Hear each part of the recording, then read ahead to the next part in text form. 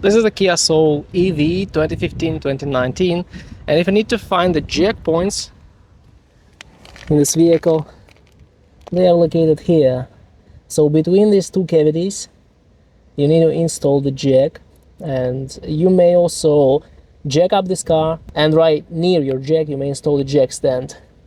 And this is the front wheel, and the same thing is available here near the rear wheel. You see it's a little bit damaged here on this side, unfortunately.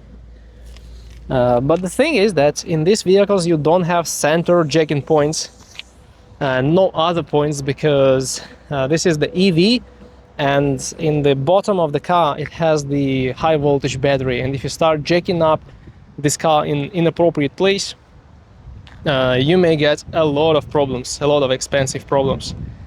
So there are 4 jacking points that are located near each wheel.